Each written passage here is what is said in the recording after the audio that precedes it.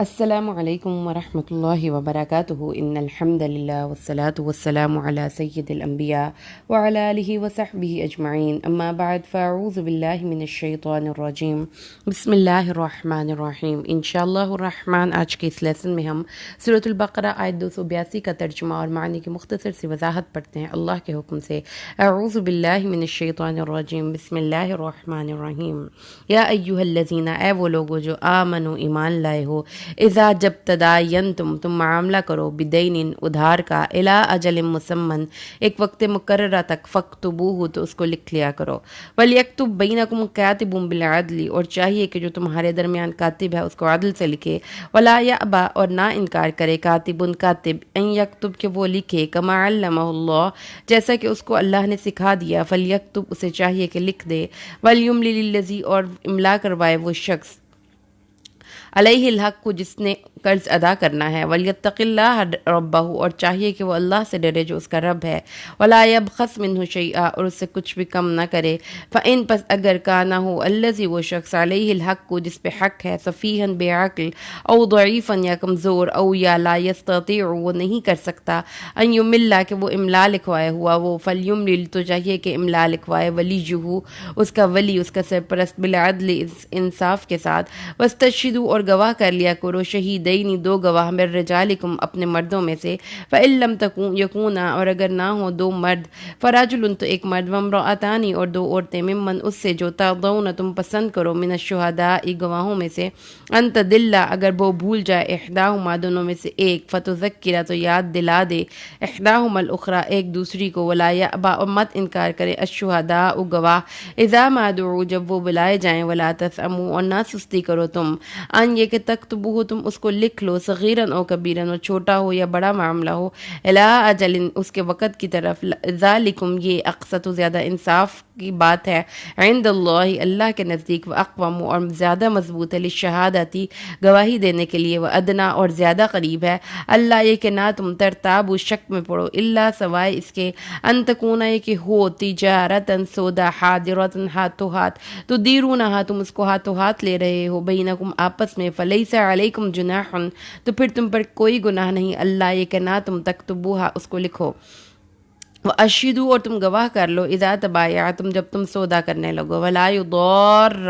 اور نہ نقصان کرے، کاتب، لکھنے والا، ولا، اور نہ شہید گواہ، وان تفعلوا، اور اگر تم کرو گے، فانہ، پس بے شک یہ، فسوق، گناہ ہے تمہارے ساتھ، واتقوا اللہ، اور اللہ سے ڈرو، ویعلمکم اللہ، اور اللہ تم کو سکھاتا ہے، واللہ بکل شیء علیم، اور اللہ ہر چیز کا علم رکھنے والا ہے۔ اے ایمان والو، جب تم آپس میں ایک دوسرے سے میعاد مقرر پر قرض کا معاملہ کرو تو اسے لکھ لیا کرو، اور لکھنے والے کو انصاف سے لکھنا چاہیے، اور کاتب لکھنے سے انکار نہ کرے، جیسا کہ اللہ نے اسے سکھایا ہے، پس اسے لکھ ڈالے، جس کے ذمہ حق ہو وہ لکھوائے، اور اپنے اللہ سے ڈرے، اور جو اس کا رب ہے، اور اصل میں سے کچھ کم نہ کرے، ہاں جس کے ذمہ حق ہے، اگر وہ نادان یا کمزور یا لکھوانے کی طاقت نہ رکھتا ہو تو اس کا ولی عدل کے ساتھ لکھوا دے، اور تم اپنے میں سے ہر دو مردوں کو گواہ کر لیا کرو، اگر دو مرد میسر نہ ہو تو ایک مرد اور دو عورتیں، جنہیں تم گواہی میں سے پسند کرو، تاکہ ایک کی بھول چوک دوسری یاد کروا دے، اور گواہ جب بلائے جائیں تو انکار نہ کریں، اور قرض جس کی میعاد مقرر ہے، خواہ تھوڑا ہو یا زیادہ، لکھنے میں سستی نہ کرو،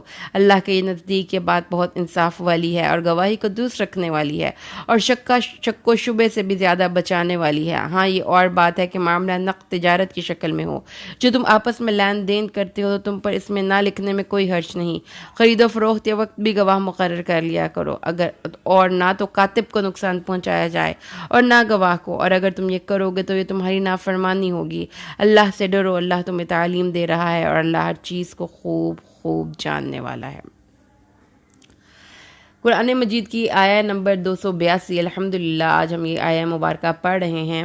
یہ آیہ مبارکہ آیت دین کہلاتی ہے، اور یہ قرآن پاک کی سب سے بڑی آیت ہے۔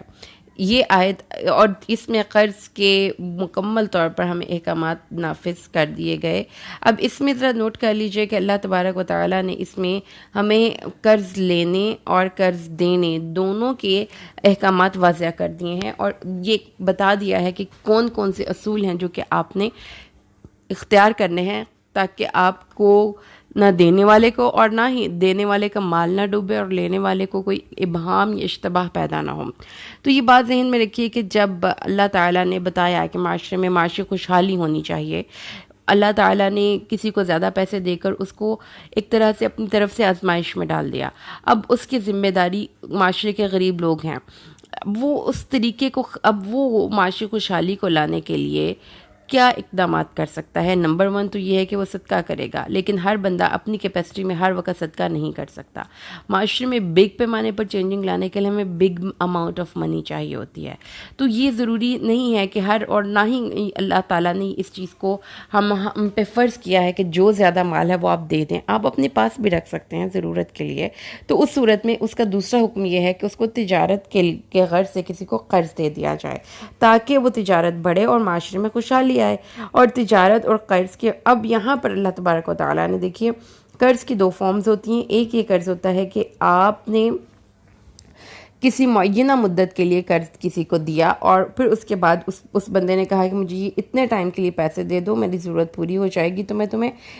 2 ماہ کے بعد یا 3 ماہ کے بعد یہ پیسے لوٹا دوں گا۔ اب اس صورتحال میں 2 طرح کے لوگ ہمارے معاشرے میں آتے ہیں۔ ایک وہ مقروض ہوتے ہیں جو کہ اپنے وعدے کے مطابق پیسے لوٹا دیتے ہیں، جبکہ دوسری طرف وہ مقروض بھی ہوتے ہیں جو اپنے قرض خواہ کو تنگ کرتے ہیں۔ اب ان معاملات کی روک تھام کے لیے کہ معاشرے میں لڑائی جھگڑے کی فضا ہی پیدا نہ ہو، اس سے بہتر ہے کہ ہم پہلے ہی اس کا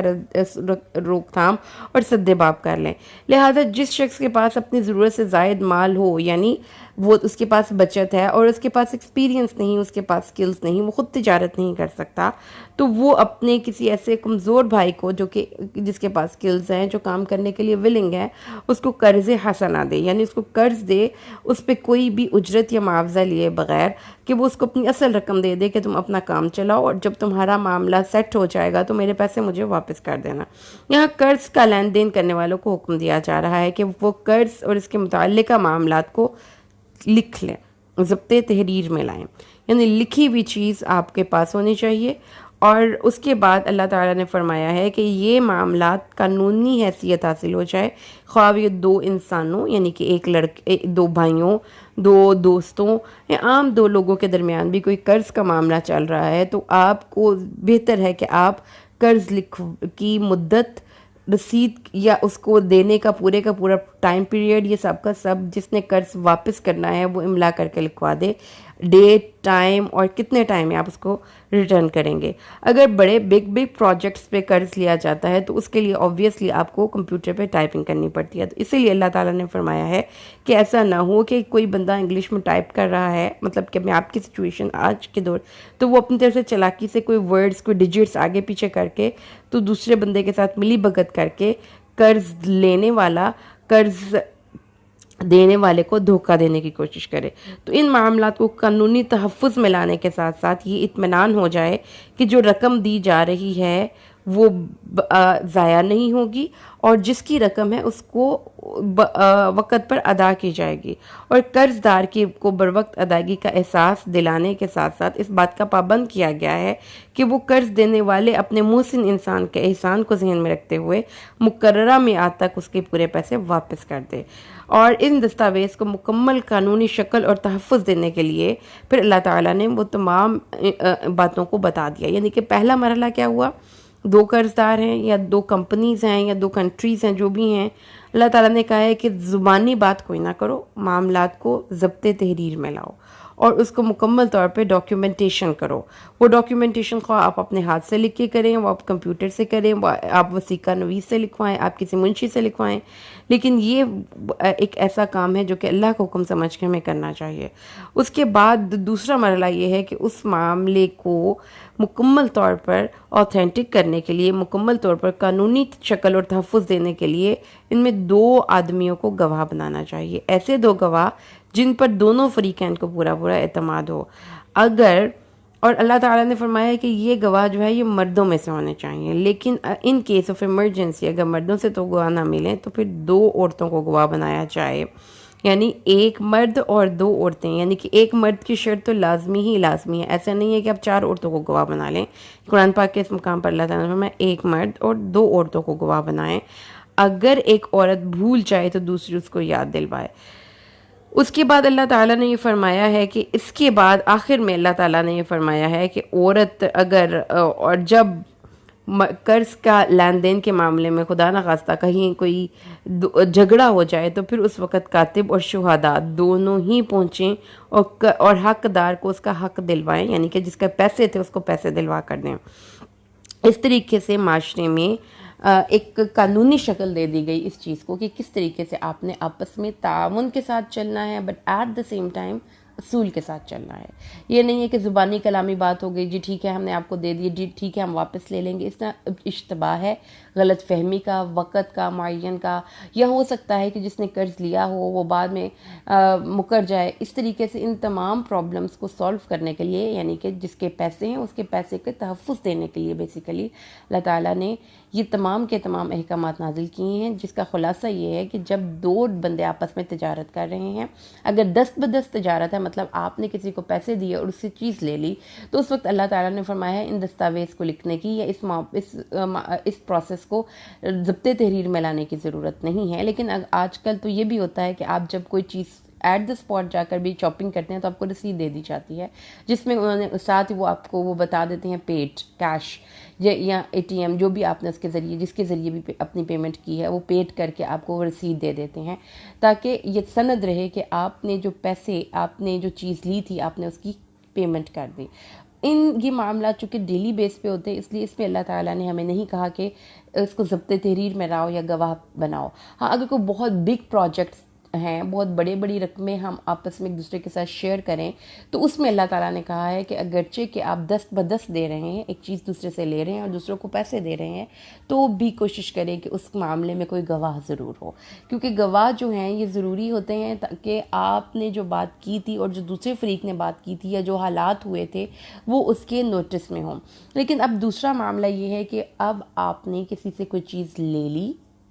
اور کہا کہ پیسہ میں بعد میں دوں گا، یہ بھی ایک صورت ہو سکتی ہے کہ مجھے یہ چیز دے دو اور میں 6 ماہ تک تمہیں اس کے پیسے دے دوں گا، یا یہ ہے کہ مجھے یہ پیسے دے دو اور میں 6 ماہ تک تمہارے پیسے ریٹرن کر دوں گا۔ یہ دونوں صورتیں ہو سکتی ہیں۔ جب آپ نے کسی کو کوئی چیز دے دی استعمال کے لیے اور اس کی قیمت 6 ماہ بعد یا 3 ماہ بعد یا 4 ماہ بعد ملنی تھی، تو بہت ضروری ہے کہ استعمال کرنا اور یہ ساری ٹرمز اینڈ کنڈیشنز آپ اس کو جب آپ پہلی دفعہ ایگریمنٹ کر رہے ہیں اس کو ڈسکس کریں، اس کو ضبط تحریر میں لائیں۔ اگر آپ سے نہیں لکھا جاتا تو کسی کو بھی ہائر کریں لکھنے کے لیے، اور 2 گواہ ہوں اور اس طریقے سے پراپر قانونی شکل میں وہ کام چل لیں، کیونکہ رسول اللہ صلی اللہ علیہ وسلم نے یہ بات ہمیں سمجھا دی اور بتا دی کہ عورت کی گواہی عادی کے بارے میں بھی انشاءاللہ ہم ابھی ڈسکس کریں گے، لیکن جو قرض لے اور پھر اس کو ادا نہ کرنے کا ذہن ہو، اس کو بہت وعید ہے۔ رسول اللہ نے فرمایا ہے کہ شہید کے سب گناہ معاف ہو جاتے ہیں سوائے قرض کے، اور آپ نے یہ بھی فرمایا کہ میں نے ایک آدمی کو دیکھا کہ جنت کے اعلیٰ مقاموں پر جانے کے لیے اس کو صرف قرض اس کا معنی تھا، اور آپ نے ہمیں حدیث کی کتابوں میں یہ بھی ملتا ہے کہ وہ شخص جو مقروض ہوتا ہے، رسول اللہ صلی اللہ علیہ وسلم کو ان کے دور میں ایک وفات ہوئی اور آپ نے نماز جنازہ اپنے صحابہ کو کہا کہ اس کا ادا کریں اور آپ نے ادا نہیں کیا، تو یہ کراہت ہے رسول اللہ صلی اللہ علیہ وسلم کی طرف سے اس عمل کی کہ جس شخص نے کسی سے پیسے لے لیے اور اس کے پیسے ریٹرن نہ کیے۔ اور اسی طریقے سے دوسری طرف جس کے پیسے ہیں اس کو اس چیز کی ترغیب پچھلی آیت مبارکہ میں دلائی گئی کہ اگر دینے والا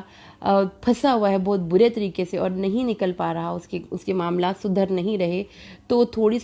یا تو سارا ہی معاف کر دو یا تھوڑا معاف کر دو یا قسطیں کر دو، مطلب اس کے لیے آسانی پیدا کرو، اس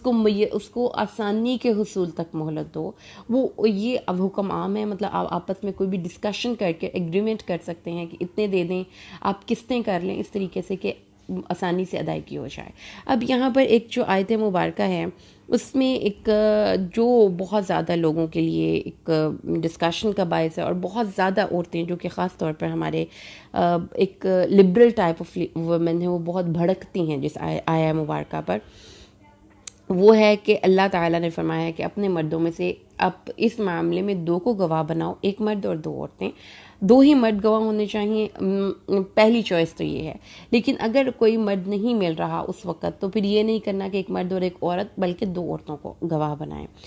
اگر ایک بھول جائے گی تو دوسری پہلی کو یاد کروا دے گی. اب جب میں نے یہ بھی پیچھے عورت مارچ کی کنٹروورسی چلی تو اس میں نے ایک بینر پڑھا جس میں ایک عورت نے ایک بینر لکھا ہوا تھا میں آدھی نہیں پوری ہوں. مطلب وہ ریفر قرآن پاک کی اس آیہ مبارکہ کو کر رہی تھی جس میں اللہ تبارک و تعالیٰ نے اس عورت کی گواہی کو آدھا قرار دیا. اب بات کو کانٹیکسٹ میں سمجھیے سب سے پہلے, پھر اس کے بعد ہم اس کو جنرل ڈسکس کریں گے. معزز لسنرز, اس کا کانٹیکسٹ جو ہے نا یہاں پر اس آیہ مبارکہ کا, وہ یہ ہے کہ ہم لوگوں کے یہ معاملات لین دین کے چل رہے ہیں. یہ ایک جائیداد